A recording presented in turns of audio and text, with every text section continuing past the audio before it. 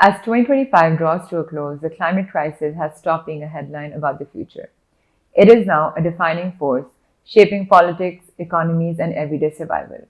This year alone, global temperatures crossed the 1.5-degree threshold for the first time in recorded history. South Asia experienced prolonged heat waves, Europe recorded its hottest summer on record, wildfires devastated large parts of the Mediterranean and North America.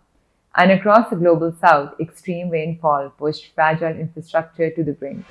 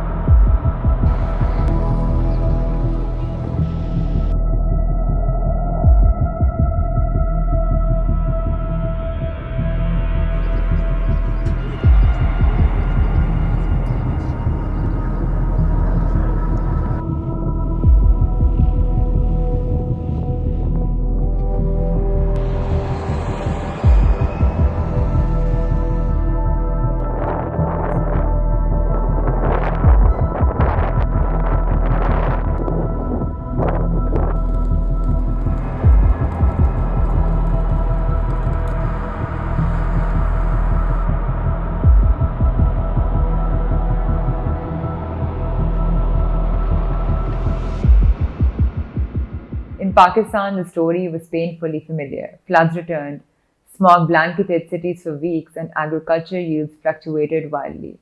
But 2025 also marked something deeper, a growing recognition that climate change is no longer an approaching danger. It is the operating environment we now live in.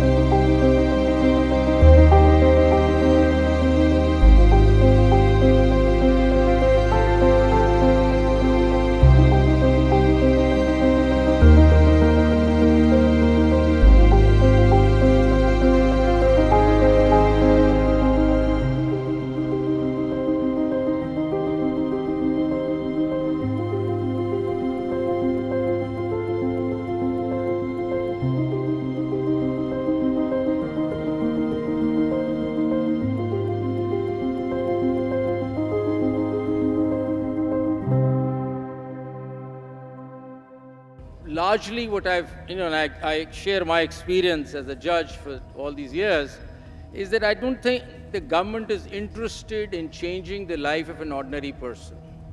It is all elitist. Everything that is done is elitist to satisfy or to protect an industry or perhaps a pressure group, but an ordinary person is not in the picture. So that's what I've realized, that the ordinary person is not relevant. So air pollution, go deal with it yourself. We don't really care.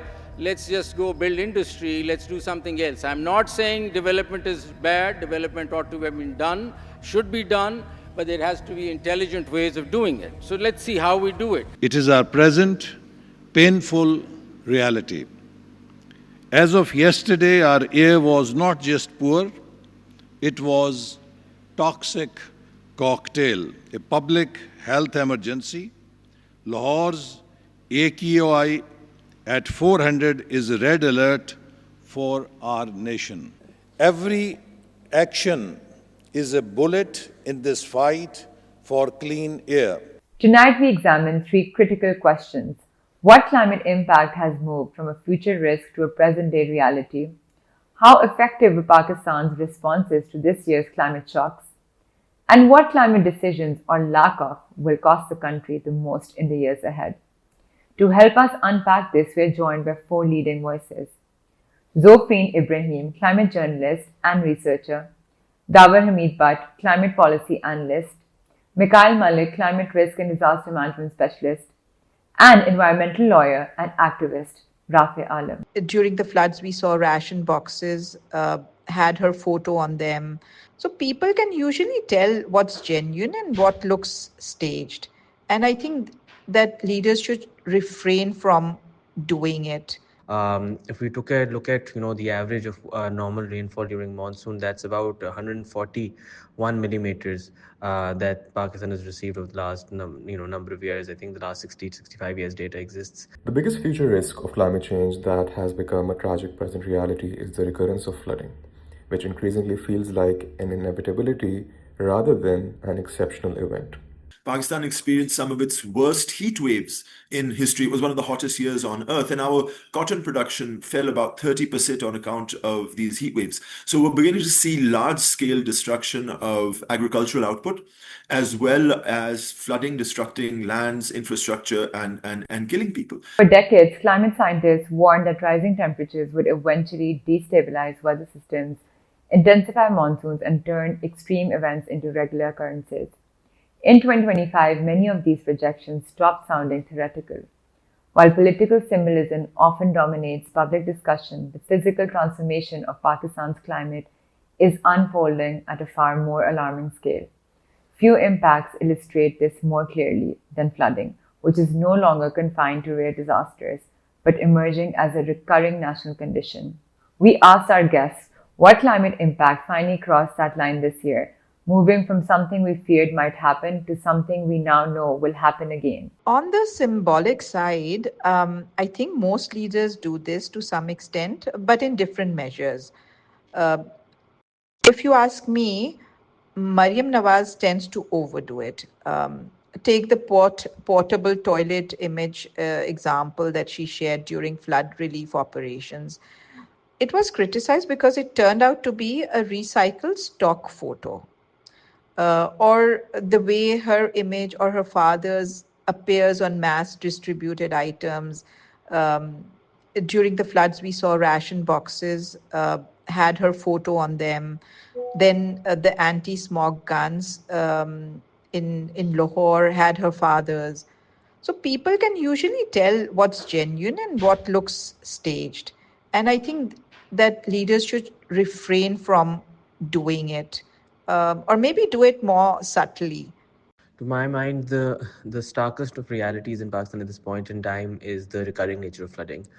Of course, there's a very large angle of rising temperatures leading to the enhanced risk, especially with the glacial lake outburst floods due to the melting of the glaciers. But I think the सबसे prominent conversation that has to be had is the unpredictability and the fluctuation of rainfall.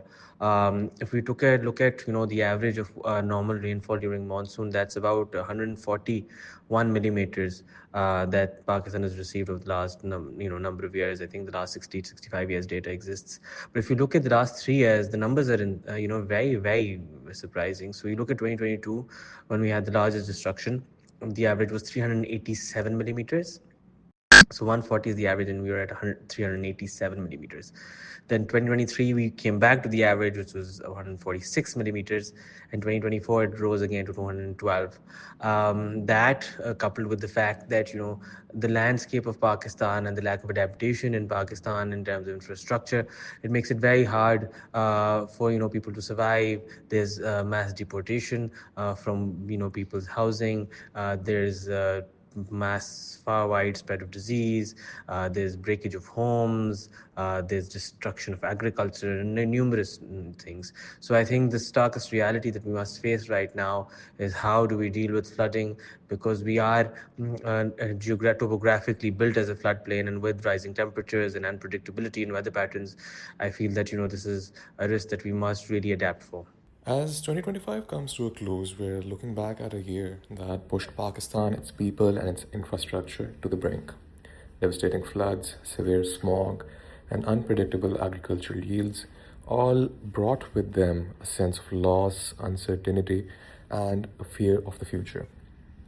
Here we will unpack what climate impacts in 2025 moved from being a future risk to a present reality, evaluate Pakistan's responses to these impacts, and analyze critical climate decisions that need to be made but are lagging. The biggest future risk of climate change that has become a tragic present reality is the recurrence of flooding, which increasingly feels like an inevitability rather than an exceptional event. Climate change has intensified the monsoon system and altered traditional rainfall patterns across the country and regions. According to the NDMA post-monsoon report for 2025, national rainfall was largely above average, with Sindh recording excessive above rainfall, ranking as the 8th highest in the past 65 years. Rising temperatures further exacerbated flood risk, resulting in heavier and more intense rainfall events. Climate change has also increased the likelihood of glacial lake outburst floods, or GLOFs.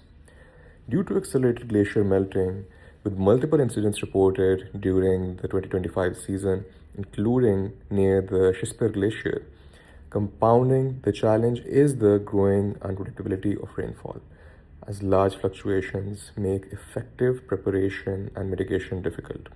Well, the floods of July and August and September in Gilgit-Baltistan, in KPK, and then in Punjab are just a forecast of what we're going to expect in the future. And also remember, it's not just flooding, but in the months preceding the floods, April, May, June, Pakistan experienced some of its worst heat waves in history. It was one of the hottest years on earth, and our cotton production fell about 30% on account of these heat waves. So we're beginning to see large-scale destruction of agricultural output, as well as flooding, destructing lands, infrastructure, and killing people. And this has become a present reality. We heard how climate change is altering Pakistan's rainfall patterns and flooding cycles in dangerous ways. But the consequences stretch far beyond damaged roads and submerged homes. They ripple through agriculture, public health, food security, and economic stability, affecting millions who may never appear in official statistics. If climate change has become unavoidable, the next question is deeply political. How did the state respond? Was Pakistan's climate response in 2025 focused on long-term adaptation, or was it shaped more by emergency reaction, public optics, and crisis management? We asked our panel to assess whether the country's approach was adaptive, reactive, or largely symbolic. But it would be unfair to blame Maryam Nawaz. Lawmakers across the board need to step up and actually do their job, starting with transparency. They should be visiting their flood hit constituencies. They should be checking whether the quality of food being given to displaced families is, is edible. Is it enough? Is the aid really reaching those who need it, or is it being siphoned off along the way? So I think transparency is the name of the game here. And finally, on that note only, I would say that disaster is not the time for point scoring or political grandstanding. This is about showing up, standing together, and doing what governance is meant to do, helping people when they need it most.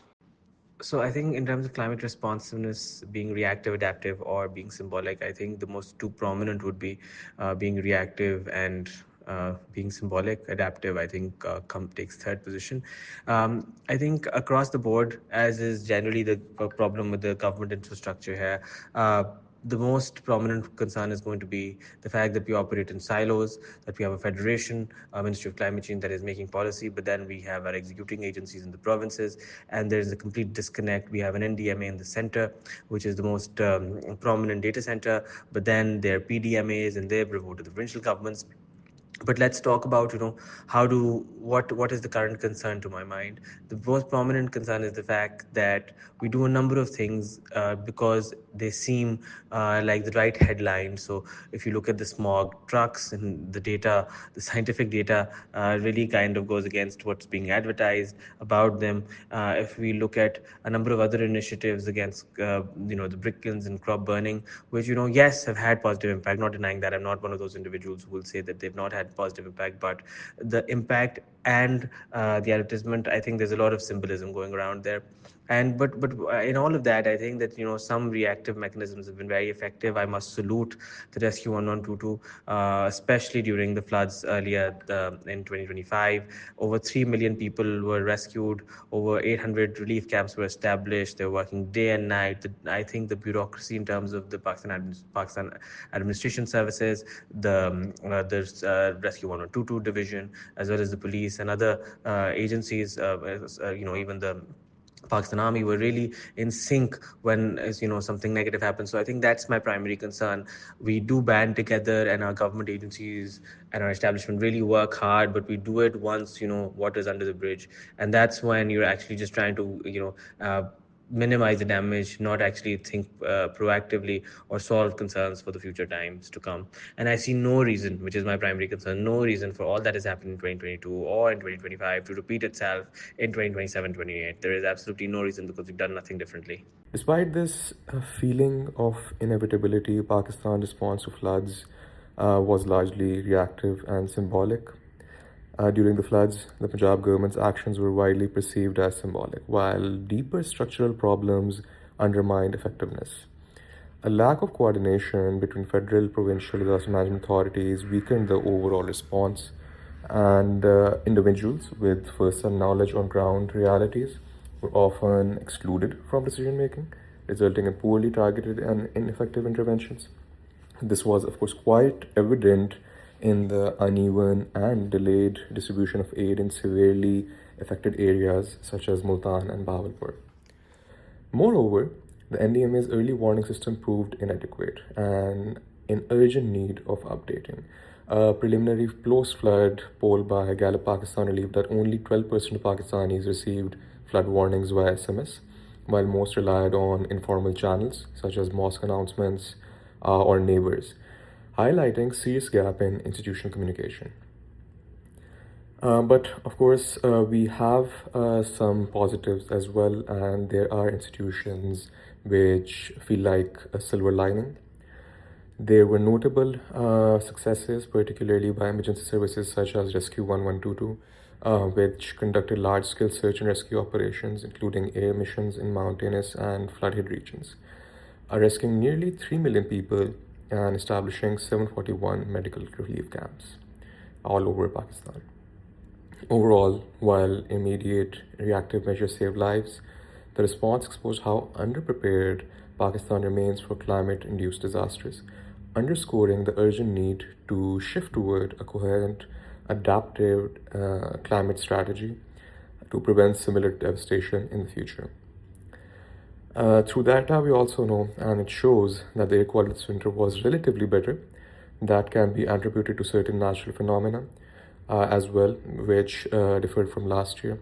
That is to say, it is difficult to quantify how much improvement in smog levels was due to governmental initiatives and how much was because of natural factors. This leaves us in a state of uncertainty for the coming year. I would categorize, you see, the floods that took place in June, July, and August happened in different provinces. And so they showcase some of the weaknesses in each province to climate events. In KPK, there were questions asked about early warning systems.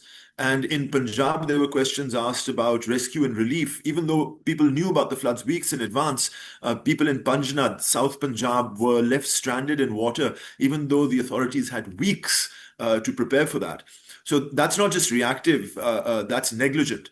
And some of the things done here in Punjab have been performative. So, for instance, with respect to the air pollution in Punjab, the government of Punjab bought a number of very expensive mist blowers, which don't work to fix the smog, and actually water mixed with SO2, which is sulfur dioxide, one of the main gases produced when you burn diesel. When you mix those two together, you actually create sulfurous acid, which is acid rain. So that performative stunt, I feel, will backfire on the government, the smog cannon ones. Disasters test leadership, not just through speeches, but through systems, transparency, and accountability. Climate disasters expose the systems protect and what systems fail. They also offer something rare, evidence. Evidence of what worked, what collapsed, and what must change. So we asked our experts a final question. Which climate decision or lack of one in 2025 will cost Pakistan the most in the years ahead? I don't know if you know Nasir Mehman. He's a civil society professional, and he once said that every crisis is a classroom. And that line has really stayed with me. And it truly came to life when I met a Japanese disaster risk expert recently. His name is Takeshi Komino. And he told me that in Japan, whenever a disaster strikes, whether it's big or small, the government immediately sets up teams, and their job is only to document everything. They record how it happened, what failed, what worked, who was affected, and why. And they do this very deliberately to keep refining and improving their disaster preparedness playbook. Now, I feel that that's a lesson Pakistan can learn from. If we systematically document bottlenecks, in case of floods, so flooding patterns, and people's lived experiences during disasters, we can turn each crisis into a learning opportunity. And instead of repeating the same mistakes every time a disaster strikes. This is not just for, I'm not saying this is just for floods, but for every disaster that has been happening and has happened. If we haven't done it in the past, we can do it now. Smog is a challenge that we must tackle with the greatest sense of urgency. It's not just a Punjab problem as it is at times assumed. It's really spread across the country, within the capital, within Sindh as well. And if you just look at the numbers, even though there's a number of different areas of concern, the most prominent area of concern you will find to be vehicular emissions. And within vehicular emissions, you'll find the most prominent aspect to be motorcycles. There's over 30,000 motorcycles in this country.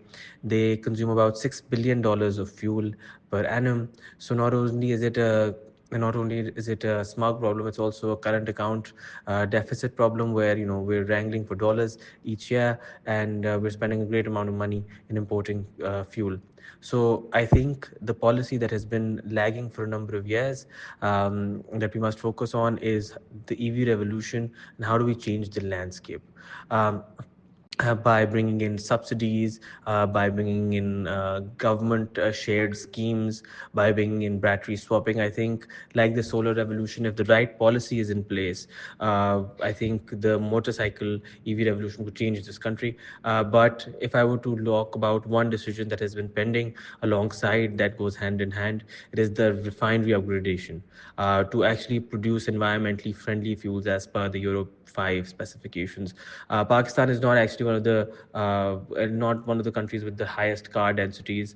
You can imagine that countries such as China, the United States, India for that matter, have much higher car densities than Pakistan, places like Japan, but their air qualities are absolutely fine or much, much better than Pakistan. It's because of the engine and the fuel that we're consuming. Until the input is nicer, the output is going to be as grey as it has been. So yes, I think that's my take on what we need to do in terms of policy intervention. As we move into 2026, the big question remains about whether the system is willing and able to evolve and adapt. Certain policy decisions can drastically improve Pakistan's emissions contributions, in particular, the implementation of the electric vehicle policy or the new energy vehicle policy, as vehicle emissions are a major contributor to Pakistan's air pollution. The reasons including poor fuel quality, poor road management, and of course, the always increasing number of vehicles on our roads. Simultaneously, in 2023, the oil refining policy was introduced, which encourages the production of environmentally friendly Euro 5 specification fuel. But at the same time, the full implementation of this policy has not happened. For adaptation, Pakistan needs to equip itself better for natural disasters. A more extensive and effective early warning system is a necessity, as is investment in more resilient infrastructure to minimize damage and associated costs. From where I sit, though Pakistan has made bold claims about emissions reductions through their NDC, the determination to meet them is lacking due to lack of effort from the government as well as coordination among the subnational governments. Stricter accountability measures need to be enforced on industries, on high emitters, and greater awareness needs to be spread amongst all over Pakistan, the general public, key decision makers, public policy makers. And this is how we can form a united front against climate change. The status quo cannot be maintained, and it will require a collective effort to enact tangible change. A lack of appreciation of the severity of climate change is going to cause problems. And I have to say that most of our policies in Pakistan, and remember, we have a federal climate policy, we have provincial climate policies, all of them sort of take the assumption that the United Nations system is working and that global warming temperatures will be kept under 1.5 degrees centigrade throughout this century. But the reality is that this year, Earth's surface temperatures hit and exceeded 1.5 degrees centigrade already. So we're going to see much worse impacts of the climate crisis, not just around the world, but especially in Pakistan in the coming years.